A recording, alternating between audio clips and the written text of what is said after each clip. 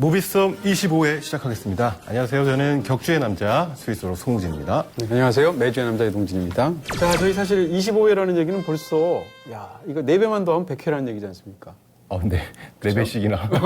네, 금방이에요. 네. 네, 금방 6개월 갖고 1년 갖고 또 네. 100회 특집도 하지 않을까 싶은 생각을 또 해보게 되는데. 그때까지 제가 있어야 되는데. 제가 먼저 없을 것 같아요. 예. 네. 자, 25회인데 이제 연말이 되면 사실은 많은 좋은 영화들이 실제로 많이 나옵니다. 빅 시즌이고 네. 또 아카데미 시즌이 겹치기 때문에 그렇죠. 앞으로 한 두세 달 사이에는 참 좋은 영화들이 많지 않을까 싶어서 지난주 또 이번 주에도 참 좋은 영화죠. 어떤 영화죠? 황금종려상을 받은 깐느 영화제에서 네. 나 다니엘 블레이크라는 영화인데요. 그렇습니다.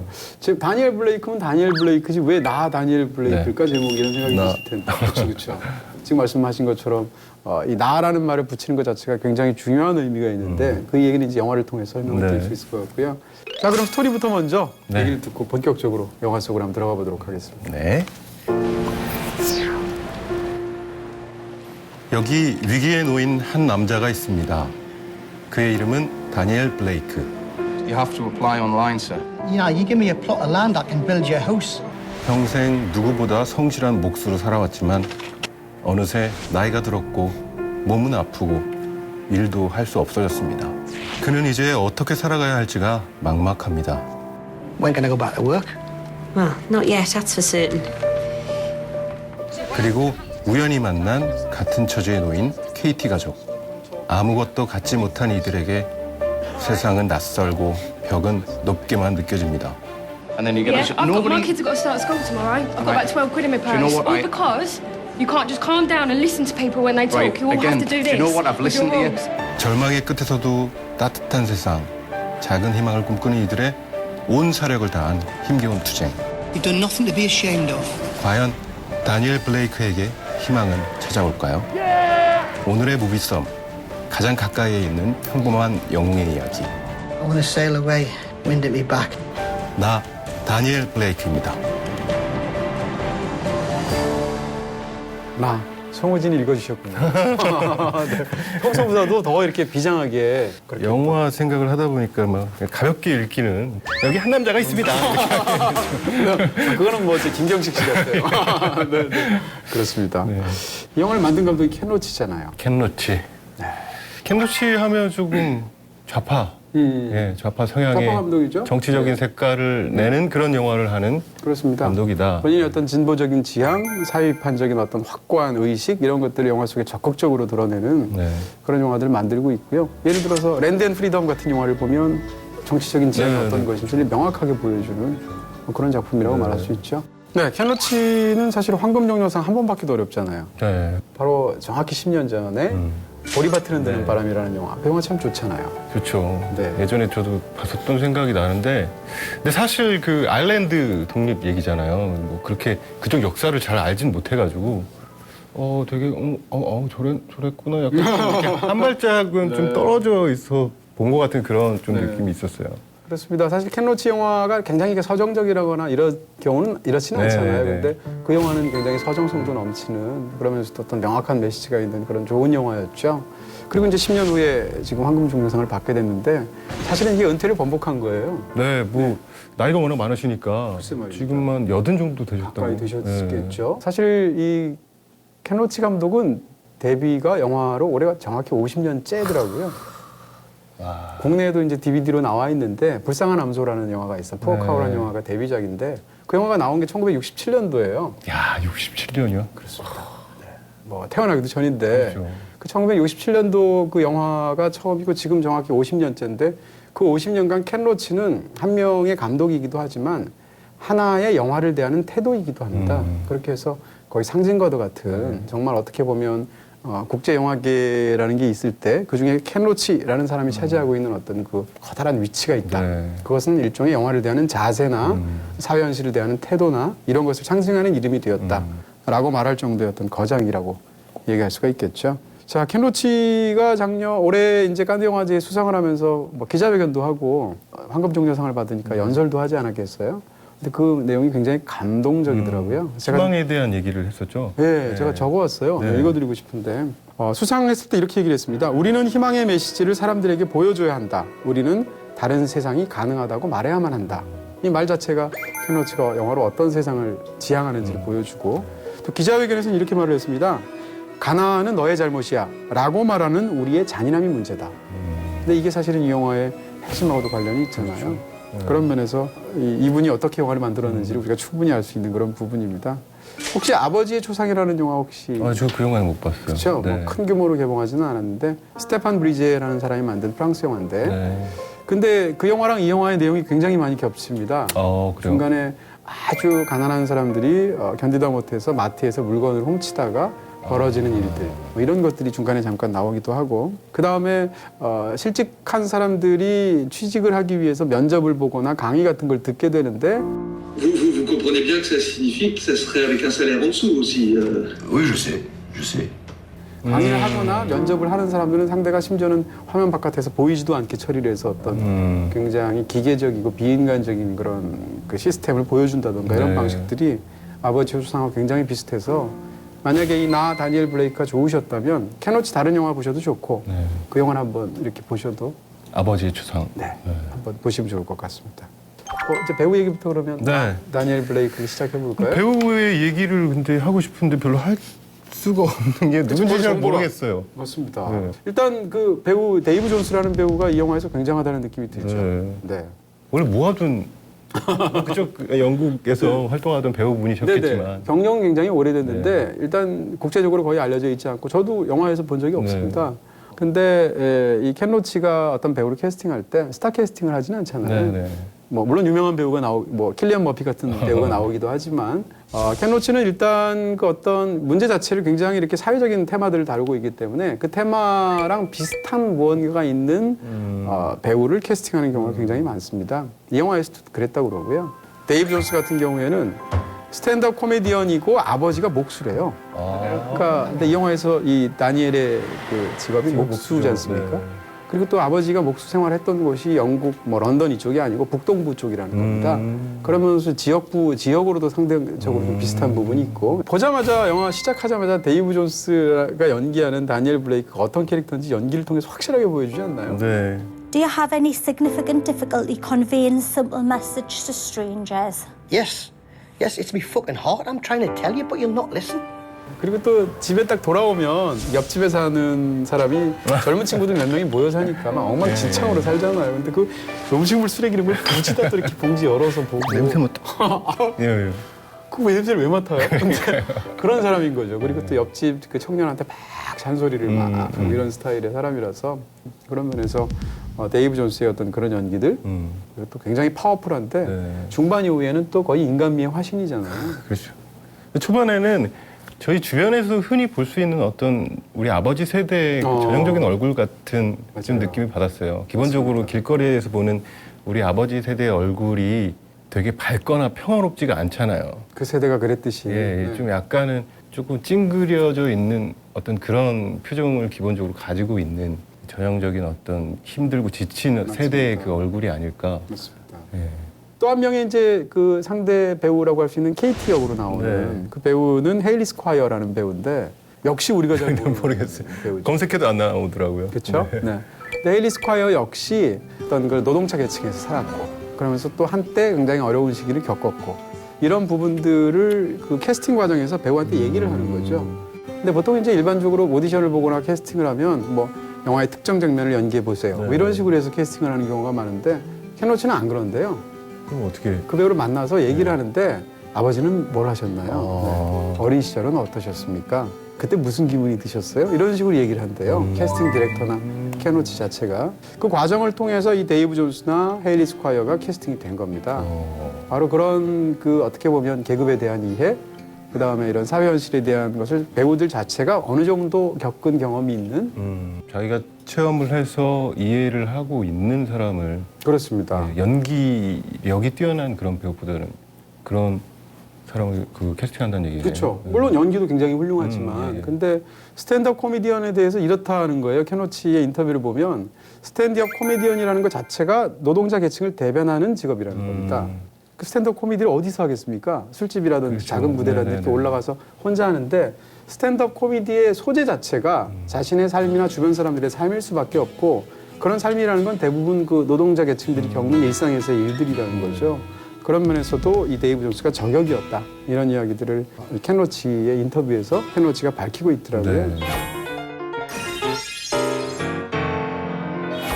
일단 영화의 배경이 되는 게 영국 뉴캐슬이죠. 뉴캐슬. 네, 뉴캐슬인데 우리식으로 얘기하면 어디라고 해야 될까? 포항? 우리식보다 저 미국에 있는 디트로이트 같은 이미지를 생각하시면 디트로이트. 예전에는 되게 활발히 성장했던 공업 도시지만 지금은 좀 쇠락해가는. 쇠락해. 그렇습니다. 주로 뭐 선박 같은 걸 제조하거나 뭐 철강 이런 쪽에 공업적인 부분으로 굉장히 유명한데 사실 그런 것들이 이제 점점점 서비스 산업이나 이런 것들이 많아지고 IT 산업 등등 하다 보니까 국내에서도 그런 부분들이 있잖아요. 그런 어떤 도시 전체의 분위기가 있는 뉴캐슬이 배경이다라는 게 일단 중요할 거고요. 근데 이제 이 영화를 사실 그 만들게 된 배경도 굉장히 흥미롭더라고요. 영화를 딱 보면 취재가 굉장히 잘 돼 있다라는 느낌이 오죠. 그렇죠. 디테일이 네. 영국의 어떤 사회 현실에 대해서 굉장히 잘 조사하고 그것을 잘 반영한 시나리오다라는 느낌을 주는데 애초에 이제 시나리오 작가는 따로 있습니다. 근데 어쨌건 켄 로치와 시나리오 작가가 켄 로치가 운영에 도움을 주고 있는 영국의 단체가 있대요. 자선 단체인데 도어웨이라는 그 어떤 단체가 있는데 이 도어웨이 사람들을 통해서 실직자들을 소개를 받은 거예요. 영화를 위해서 취재를 하는 거죠. 실직자들을 취재하는 과정에서 이제 그분들의 집에 가기도 하고 얘기도 듣기도 하고 그러는데 어떤 실직자는 굉장히 젊고 아주 스마트하고 괜찮은 사람이고 뭐 부지런한 사람이고 이럼에도 불구하고 집안에 가구 자체가 없는 거죠. 아주 작은 집인데 그리고 냉장고도 굉장히 하나 덩그렇게 놓여 있는데 그럼 냉장고 문을 좀 죄송하지만 열어봐도 되겠느냐? 열어봐라. 열어봤더니 우유 하나 없더라는 거예요. 텅 빈 냉장고에서 죄송하지만 식사를 언제 했냐 했더니 4일 전에 한 겁니다. 그러니까 영국에서 실직자이고 20대 청년인데도 불구하고 뭐라고 그럴까요? 그런 걸 구호하는 단체들이 있음에도 불구하고 개인이 또 그런 거에 대해서 수치심을 느끼기도 하잖아요. 이런 여러 가지 문제들이 생기다 보니까 취재한 사람 중에 심지어는 4일 동안 굶은 사람이 있는 거예요. 이런 얘기가 영화 속에 그대로 어떤 장면에 들어가 있습니다. 주인공 KT와 관련해서. 그래서 이런 식으로 취재한 것들의 사례들을 모아서 굉장히 특징적인 두 인물을 만들고 이 사례를 취재한 것을 집어넣어서 만들었기 때문에 영화가 갖고 있는 굉장한 생생함이 있다라는 거고 처음에 누굴 주인공으로 할까도 고민했었대요. 근데 고민을 한 결과 사실 켄 로치 일반적인 영화들도 그렇고 켄 로치도 그렇고 젊은 주인공들이 많죠. 근데 젊은 주인공들이 처한 노동 현실이라든지 어떤 사회 현실에 관한 얘기들은 상대적으로 많이 만들었다고 생각이 들어서 분명히 근면하고 그 시대의 한 축을 담당한 그런 노동자들이었지만 이제는 시대 변화 속에서 더 이상 거기서 적응하기가 너무 어려운 지금 다 컴퓨터를 다루고 이러는데 목수인 사람이 겪는 더군다나 50대 후반의 남자 이런 남자를 주인공으로 선택하고 싶었다는 거죠. 그래서 이제 다니엘 블레이크 얘기가 나오게 됐다. 그런 후일담들이 있더라고요. 네, 파트 2 시작하겠습니다. 이제 본격적으로 이 영화가 하고 싶어하는 이야기가 무엇인지에 대해서. 근데 이 영화를 보시면 진짜 100% 다 이해해 두실 것 같아요. 영화가 일단 켄 로치 영화가 굉장히 쉽고요. 명확하죠. 쉽고 명확하고 네. 간명하고 그런 영화들이 주는 강렬한 감동 같은 것이 분명히 있습니다. 근데 영화를 일단 저런 얘기부터 먼저 짚을 수 있을 것 같아요. 이 영화가 정말 많은 여러 가지 어떤 그런 부조리한 부분들을 다루는데 첫 번째는 아날로그 세대들이 겪는 소외감 같은 것들이 뭐 핵심은 아니지만 영화에서 중요하게 묘사가 되죠. 그렇죠. 시대에 좀 이제 뒤떨어져 있는 예전 세대들이 영화에서 실제로 그 인터넷으로 신청을 하라고 하는데 집에 컴퓨터도 없고 인터넷을 어떻게 할지도 모르고 어디 가서 이제 본인이 시도해 보려고 하잖아요. 마우스를 여기다 갖다 대라고 그러니까 컴퓨터 화면에서 마우스라는 거 어떻게 쓸지도 모르고 그걸 그냥 가르쳐서 옆에서 해주면 되잖아요. 그렇죠. 그게 본인한테도 편할 것 같은데 직원 입장에서도 그냥 간단한 걸 알려주고 가버리죠. 그럼 또 하다 보면 다음 칸 할 때 또 무슨 문제가 있으면 이번엔 또 지나가는 사람 다른 사람한테 물어보죠. 미안하니까. Yeah, mate, you even know what I've done here, do you? This errand thing. Big thing. Do you? 그렇게 해서 간신히 폼을 어느 정도 완성하고 나니까 시간이 종료되었습니다. 해가지고 결국은 못해요. Your time's up. My time's up. Yeah, I'm sorry, man. 그 장면을 보면 정말 나쁜 표현인데 암 걸릴 것 같죠. 영화 그 중반까지는 계속 진짜 바람 영화다. 진짜 속닥도 죽겠다 막 이런 생각이 너무 들어가지고. 화가 나죠. 네. 이게 사실은 뭐 컴퓨터를 사용하는 우리 세대, 컴퓨터 세대 이후의 사람들은 아무 문제가 없지만 사실 어른들은 컴퓨터를 고스톱 칠 때나 쓰잖아요. 그 8월의 크리스마스를 보면서 가장 감동적이기도 하고 슬프기도 한 장면이 비디오 작동법 얘기입니다. 그 한석규 씨가 연기하는 정원이라는 사람 입장에서 아버지가 병이 있어서 죽고 나면 아버지가 혼자 남아서 비디오도 못 켤 것 같은 거죠. 그래서 그걸 가르쳐 주는데 아무리 가르쳐줘도 아버지는 그것을 습득을 하지 못하고 그러다 보니까 짜증을 내고 나가게 되는데 그때 그 짜증은 남겨진 아버지에 대한 슬픔 뭐 이런 등등 것들이 너무 잘 묘사가 돼 있죠. 저 그 장면에서 엄청 울었던 게 생각이 나요. 아유, 굉장한 보다가 장면이죠. 진짜 울컥하는 진짜 명장면이었던 그렇습니다. 것 같아요. 그리고 이제 전화가 통화가 안 되는 것도 그렇습니다. 대기를 하는데 이 어떤 대기 꼭 해야 되는 통화가 1시간 48분 만에 연결이 돼요. 전화를 1시간 40분 이쯤 되면 한번 해보자는 거죠. 그렇게 해서 이제 기다리게 되는데 영국 사람들 축구 좋아하잖아요. 그 다니엘 블레이크 그런 말을 하죠. 이거 전화 대기 시간이 축구 보는 시간보다 길구나 이런 푸념을 하게 되는데 정말 일단 연결이 돼야 부탁을 하든 애걸을 하든 할 텐데 연결이 되질 않으니까. 그러니까 어떻게 보면 인간을 만날 수가 없는 시스템인 거죠. 그런 것들 영화가 너무 리얼하게 보여주고 있다. 근데 이 영화가 굉장히 이제 훌륭하다고 느껴지는 이제 인물을 만들어내는 부분 같은 건데 그러면 이 사람이 사실은 이 시스템에서는 무능한 사람이잖아요. 모든 것을 인터넷으로 요구하고 심지어는 구직 정보도 동영상으로 스마트폰으로 촬영해서 보내라고 하는 상황에서 마우스가 뭔지도 모르는 사람은 완전히 무능한 사람이잖아요. 근데 다니엘 블레이크가 KT라는 그 여자를 만나서 도와주는 그 상황을 보면 이건 거의 맥가이버예요. 변기도 고치죠. 그렇죠. 네. 그다음에 무슨 난방도 이 뾱뾱이 같은 걸 이용을 해서 돈 별로 안 들이고. 그다음에 그 난방하는 것 중에 제가 굉장히 놀란 건 촛불 하나를 가지고 이렇게 해가지고 화분 2개를 이렇게 씌워가지고 가장 작은 열로 극대화해서 방을 따뜻하게 만드는 이런 방식을 보면 사실은 이 사람은 가장 유능한 사람인 거죠. 전통적인 세상에서는. 근데 지혜로운 어르신. 그렇죠. 거기다가 또 따뜻하고 뭐 인간미도 있고. 근데 이 사람이 달라진 세상에서 갑자기 쓸모없는 인간이 되어버려서 이렇게 밀려나는 그런 상황을 굉장히 성격적으로 잘 보여준다라는 거고. 또 하나는 이제 복지 제도가 인간을 도와주려고 만든 거잖아요. 그럼요. 그것도 약자를 도와주려고 만든 거잖아요. 근데 그렇게 약자를 도와주려고 만든 사회 보장 시스템이 약자를 결과적으로 괴롭히는 부분이 굉장히 많다라는 겁니다. 영화에 딱 보시면 처음 전화를 하는데 다시 말해서 주인공은 심장마비 증세가 있습니다. 그래서 목숨은 약간 높은 곳에서 일을 할 수도 있는데 그런 과정에서 심장마비가 와서 추락사를 할 뻔한 거예요. 그래서 병원에 찾아갔더니 당신은 일을 하면 안 된다. 그러면 일을 못하니까 어떻게 해야 됩니까? 뭐 당연히 실업수당을 받아야 되는 거죠.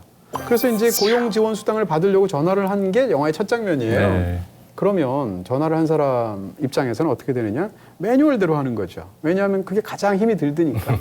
차례대로 물어봅니다. 앉았다 일어설 수 있습니까? 뭐 이런 식으로. Can you raise either arm to the top of your head as if you were putting on a hat? I've told you there's no wrong with me arms and legs. Could you just answer the question, please? 정말 굉장히 기계적으로. 그렇죠. 근데 이 사람은 나머지 것들은 다 너무 잘하는 사람인데 심장이 문제거든요. 그렇죠. 그러면 심장 문제만 따지면 되는 거잖아요. 근데 그렇게 하지 않고 손가락은 5개 제대로 펼 수 있습니까? 앉았다 일어설 수 있습니까? 이걸 쫙 계속하는 거죠. 듣다 보니까 짜증이 나죠. 그래서 항의를 하죠. Listen, I've had a major heart attack. I nearly fell off the scaffolding. I want to get back to work too. Now please, can we talk about me heart? Forget about me arse. That work's a dream. 그랬더니 아마 밉보였던 부분이 분명히 있는 것 같고. 그래서 좀 점수를 거기서 체크를 해서 그거에 따라서 점수를 매겨서 대상자인지 아닌지를 판단을 하는데 그렇죠. 조금 좀 짜게 점수를 줘서 그렇죠. 탈락이 되었던 게 아닐까. 그렇습니다. On the one hand, job seekers allowance only for those able and ready to work. But if you're ill, you have to apply for employment and support, get an assessment carried out. Well, I've done that, but they've knocked us back. 이러니까 도대체 이런 시스템이라면 대체 누구를 위한 시스템인가? 애초에 약자들을 도우려고 만든 시스템인데 이런 걸 보면서 미치죠. 영화를 보다 보면. 저는 이제 그걸 영화가 굉장히 잘 드러낸다라는 겁니다. 이것이 사실 이런 모순만을 지적하려고 한다면 보고서를 내거나 정치적으로 해결하거나 이게 가장 좋은 방법이잖아요. 근데 이걸 영화로 만든다는 거죠. 그러면 영화는 어디 그 안에 담긴 목소리만이 전부는 아니잖아요. 메시지 외에 영화로서의 어떤 부분들도 있을 텐데 저는 그런 면에서 영화가 훌륭한 부분들이 당연히 있다는 거예요. 첫 번째는 생략을 하지 않는다는 거. 영화의 어법은 기본적으로 경제성이 굉장히 중요합니다. 중요한 사건들 위주로 얘기를 하고. 왜냐면 할 얘기들도 많고. 근데 이 영화에서 컴퓨터로 신청하는 한번 장면을 생각해 보세요. 그 긴 장면을 우리가 다 보여주죠. 암전되는 거. 그래서 그 시간에 얼마나 걸리는지를 암전을 통해서 그 암전 사이 이 남자는 속을 막 끓이는 거죠. 왜냐하면 옆에 민폐 끼치기 싫으니까. 네. 첫 번째 장면 한번 생각해 보세요. 처음에 어둠으로 암전으로 표현을 하고 거기서 소리만 들리면 우리는 꼼짝없이 그 소리를 다 들어야 돼요. 그렇죠. 그러면 그 상황이 얼마나 답답한지를 그대로 알 수 네. 있죠. 그러다가 처음 영화에서 장면으로 사람 얼굴이 나오는 게 다니엘 블레이크의 얼굴인데 항이라는 순간 얼굴이 나옵니다. 그 여태까지 우리 들은 얘기가 있기 때문에 그 네. 얘기를 생략하지 않고 다 보여주기 때문에 이 상황이 얼마나 터무니없는지를 초반부터 보여주는 거죠. 이런 뭐 방식. 또 하나는 주인공 자체를 굉장히 괴팍하면서도 직설적인 성격으로 설정을 하는 거죠. 그러니까 직설적이고 괴팍하다라는 것은 성격이 강하고 뭔가 인간적인 뭐가 막 풍겨 나온다는 거잖아요. 꼭 좋든 아니든 간에. 근데 상대는 거의 시스템으로 벽 같은 거죠. 그렇게 해서 이제 대비를 해서 보여주는 방식. 그다음에 사람을 찍을 때도 클로즈업 위주로 미디엄 쇼트 위주로 찍어서 일부러 답답하게 보여줍니다, 상황을. 그런 걸 통해서 주인공이 처한 옴짝달싹할 수 없는 현실들을 묘사하는 방식 이런 것들이 영화적으로 이 방식을 잘 담아내고 있다. 그 답답함을 느끼게 하는 그 의도는 정말 100%인 것 같아요. 그렇습니다. 아, 정말. 분명히 그렇습니다. 네. 네. 네, 나 다니엘 블레이크에 대한 궁금증도 많이 보내주셨는데요. 뭐 있어? 네. 영화가 영화다 보니까 좀 이렇게 진지하고 가볍지 않은 질문들이 많이 있는 것 아유, 같아요. 제가 대충 봤는데 질문들이 네. 다 참 좋은 것 같아요. 네, 다 말씀드리고 싶지만 조금 가볍게 얘기할 수 있는 것부터 할까요? 나 다니엘 블레이크 감독, 켄 로치 감독의 영화 중 제일 좋아하는 영화는 무엇인가요? 라고 김재웅님께서 질문해 주셨습니다. 일단 켄로치 영화 여러 편 보셨잖아요. 네. 우진 씨는 어떤지 궁금하네요. 저는 켄 로치 영화의 어떤 스타일에서 제일 좀 이 영화는 좀 다른 영화다라고 할 수 있는 영화인데요. 네. 그 Looking for Eric이라는 영화가 네네. 저는 좋더라고요. 그 영화가 되게 판타지스러운 요소도 있어서 축구 영웅이었던 에릭 칸토나가 이거 환상 속의 인물로 등장해서 네. 절망감에 빠진 아버지 세대가 이제 다시 뭔가 나를 찾아가는 그런 얘기인데요. 제일 좀 가볍게 볼 수 있는 영화여서 그랬는지 몰라도 제일 좀 편안하게 볼 수 있었고 좀 훈훈한 마음이 들었고 약간 인문적으로도 좋고 켄로치가 네, 들어가는. 예. 네. 그러니까 너무 막 이렇게 진지한 영화부터 시작하시는 것보다는 편안하게 접근을 하실 수 있지 않을까. 네. 그렇습니다. 저는 하나는 레이닝 스톤이라는 작품이 있습니다. 레이닝 스톤. 90년대 그러니까 아버지가 딸의 어떤 의식을 위해서 드레스를 사주기 위해서 분투하는 얘기인데 영화 자체가 일단 재밌기도 하고 또 굉장히 감동적이기도 하고 네. 레이닝 스톤인데 그러니까 개인이 돌덩어리가 비처럼 쏟아지는 것 같은 그런 상황인 거예요. 얼마나 힘들겠어요. 그런 부분들을 굉장히 감동적으로 묘사한 작품이라고 할 수 있고 또 하나는 좀 오래된 영화인데 원래 텔레비전 영화입니다. 네. 캐스라는 영화가 있습니다. 캐스요. 60년대 만든 영화인데 매와 소년의 어떤 이야기인데 매요? 네, 날아다니는 매.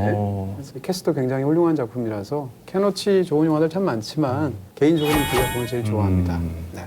자, 그럼 두 번째 또 질문을 해볼까요? 박상민 씨께서 질문해 주셨습니다. 네. 이동진 평론가님은 지금까지 깐느 영화제에서 황금종려상을 받은 영화 중에서 수상에 대해 의아해하셨던 영화가 있으신가요? 네, 분명히 다 뭐 100%막 다 동의이시진 않으셨을 것 같아요. 동의 안 할 때가 더 많죠. 네, 근데 뭐 수상이라는 건 항상 의외성이 있고요. 국내에서 열렸던 뭐 이런 영화제나 이런 데서 심사위원으로 참석해 보면 사실 굉장히 이상한 순간들이 많아요. 어떤 이상한 순간이죠? 자세히 말씀드릴 수는 없지만 자세히 말해주세요. 심사라는 것 자체가 굉장히 역동적입니다. 예를 들어서 예. 8명의 심사위원이 있다고 쳐보세요. 다 나라의 배경도 다르고. 근데 그 중에 한 명이 어떤 영화를 상을 주겠다고 기를 쓰면서 말도 안 되는 얘기를 너무 세게 말하는 사람이 있다고 한번 생각해보세요. 목소리 큰 사람. 네. 네. 그러면 우리가 악성 민원이 막 난리치면 어느 정도 달래서 뭘 하잖아요. 그럼 비슷한 상황이 생기기도 해요. 그래서 칸느 영화제 같은 경우에 그 해의 심사위원장이 누군지 혹은 심사위원 중에 누가 어떤 성향을 받았는지 또 매일매일 나오는 데일리에서의 기자들이 평가한 건 어떤지 이런 것들이 다 고려가 되거든요. 네. 그러다 보니까 최종적인 결과물은 타협안 같은 느낌이 굉장히 많이 들 때가 있고요. 또 어떤 경우는 대체 이게 왜 상을 받은 영화야? 이런 느낌이 들 때도 많고 아카데미도 심지어는 브레이브하트 같은 영화 괜찮지만 아카데미 작품상 받은 건 이상하잖아요. 이게 그런 식으로 이상한 일들은 굉장히 많다. 그러면 뭐 네. 영화가 구체적으로? 어떤 영화가 제일 의아하셨는지. 칸 영화제 이건 말이 안 돼. 말이 안 되겠다고 저는 그런 자격도 없고요. 그냥 제 호불호 제 어떤 판단 기준에서 말씀드리면 디판이라는 영화가 작년에 받았죠. 네. 좋은 영화였습니다만 황금종려상까지 받을 수 있는 영화인가 잘 모르겠어요. 그 다음에 예전 영화로 친다면 미션 같은 영화 많이 아시는 좋은 영화지만 그쵸. 음악이 너무 좋죠. 네. 음악이 황금종려상이지. 근데 이런 영화들은 그 해에 어떻게 보면 예술영화계에서 가장 최고의 영화라고 말할 수 있는 그런 영예를 갖는 건데 지금 생각하면 좀 이상한 결정처럼 저한테는 보입니다. 네. 자, 그럼 마지막으로 그럼 제가 한 번 더 켄 로치 감독이 소외된 노동자에 대해서 다루는 감독이긴 하지만 이야기를 위해서 자기적으로 캐릭터를 극적인 상황에 넣는다는 느낌을 여러 번 받게 됩니다. 나 다니엘 블레이크에서도 주인공이 추락하는 과정과 인간 존엄을 지키려는 과정이 좀 부자연스러웠는데요. 어떻게 생각하시는지요? 라고 나상민님께서 보신 것 같죠? 네. 예리하고 좀 날카롭게 질문을 해주셨습니다. 부분적으로 동의하고 부분적으로 약간 동의가 안 되기도 하고 동의가 안 되는 부분부터 말씀드린다면 저는 인간 존엄을 지키려는 과정은 영화에서 너무 잘 묘사가 되지 않았는가. 그게 이 영화의 어떻게 보면 가장 큰 장점 중에 하나가 아니겠는가라는 부분이 있고요. 그렇지만 나상민님께서 뭘 지적하시는지 정확하게 알고 부분적으로 또 동의가 되는 부분도 있습니다. 그러니까 하나의 영화를 만들 때 그 영화를 통해서 전달하려고 하는 어떤 강력한 목소리가 있을 것이고 그것을 하나의 유기체적인 영화 속에 담아내는 방식이 있을 텐데 앞쪽에서는 켄 로치가 굉장히 전위적이고 비타협적이고 아주 강하게 본인의 견해를 밀고 나가죠. 근데 상대적으로 후자, 다시 말해서 형식적인 부분에 있어서는 그렇게 두드러지지 않아요. 그런 측면들 사이에서 어떤 괴리가 있지 않을까라는 부분이 있고 그 노동자 계층이 처한 상황을 영화 속에서 보여주는 장면들의 어떤 직접적인 부분이라든지 이런 것들이 개인적으로 약간 걸리기도 합니다. 근데 그럼에도 불구하고 이 영화가 갖고 있는 감동적이라는 건 기본적으로 직설적이고 비타협적이고 그러면서도 강하게 위험을 지키는 언어가 갖고 있는 힘이기 때문에 이런 약간 걸리는 부분에도 불구하고 영화 참 좋은 영화다 이렇게 말씀을 드릴 수 있지 않을까 싶어요. 네, 이제 파트 3 시작해 보도록 하겠습니다. 자, 이제 본격적으로 영화의 스포일러가 담겨 있으니까 여러분들 주의해 주시고요. 이 영화는 여기다 대고 뭘 이렇게 하기가 아야야야 이런 거 못하겠네요. 보셨구나. 지난주 보셨어요. 네.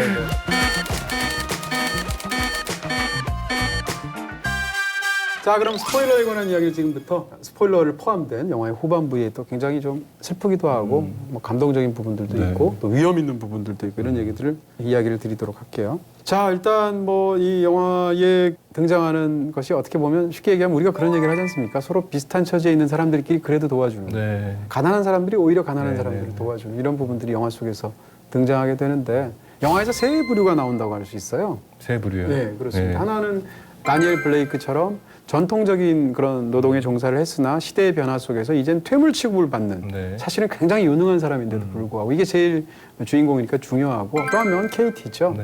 KT의 경우를 보게 되면 영화 속에서 저런 그 사회적인 제도가 딴청을 부리고 있는 상황에서 혼자서 아이를 키우게 된 여성의 문제 같은 문제들을 굉장히 집중적으로 다루고 있죠. 그 또 하나는 청년 실업 문제로서 옆집에 사는 막시밀리안이라는 청년. Sorry, Dad. Just got a text to go to work. I'm late. 중국에서 운동화를 떼어다가 거리에서 팔아서 이것이 나의 미래야라고 말을 할 때 약간 슬픈 느낌들이 있더라고요. 그렇죠. 그게 정말 그 청년에게 미래가 되지 않으리라는 거는 잘 알고 있으니까. 저는 그 푸드뱅크에 관한 묘사가 참 너무 슬프기도 하고 그러면서도 위안이 되는 부분도 있더라고요. 일단 이 사람들은 음식을 살 돈이 없는 사람한테 무료로 음식을 나눠주는 건데 상대방의 감정을 최선으로 배려하는 것 같아요. 일단 쇼핑이라고 하죠. 그렇죠. 바로 그겁니다. Jackie? Yeah? Would you be able to help Katie with her shopping today, please? 자, 이제 쇼핑을 하셔야 되는데 뭘 쇼핑하실까요? 이렇게 해서 배려합니다. 두 번째는 혼자 들어와서 물건을 고른다고 생각해 보세요. 굉장히 수치스러울 거예요. 근데 쇼핑을 도와드리겠습니다 하고 같이 가면서 마치 점원이 쇼핑하는 걸 하나씩 담아주는 식으로 해서 이렇게 물건을 챙겨주게 되죠. 그런 걸 보면 상대의 마음을 어쨌건 최선을 통해서 이렇게 보듬어 주려고 하는 그런 부분들이 영화 속에서 느껴져서 좀 뭉클했고요.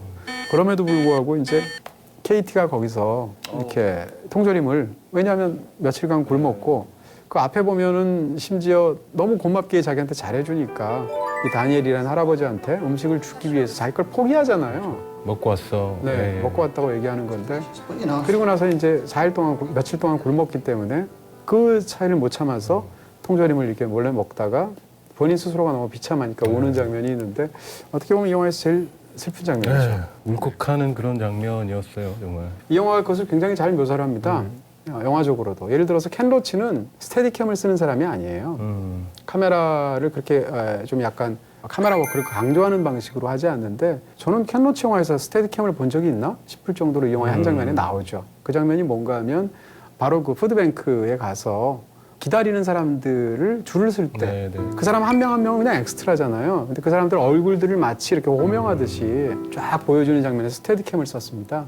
켄 로치로서는 굉장히 이례적인 카메라웍이고 카메라의 사용인데 왜냐하면 그 사람들 하나하나의 얼굴들 어떻게 보면 기다리면서 음식은 굉장히 필요한데 그런 어떤 부분들을 다 꼭 담아내고 싶었던 것 같습니다. 그러니까 거의 쓰지 않았던 스테디캠을 썼겠죠. 그 부분이 있고 저는 이제 이 영화가 영화로서 굉장히 훌륭하다고 생각하는 포인트가 있습니다. 그 얘기를 좀 드리고 싶은데 그게 뭔가 하면 첫 번째는 이 영화에서 비판하고 있는 것이 무엇인가라는 거예요.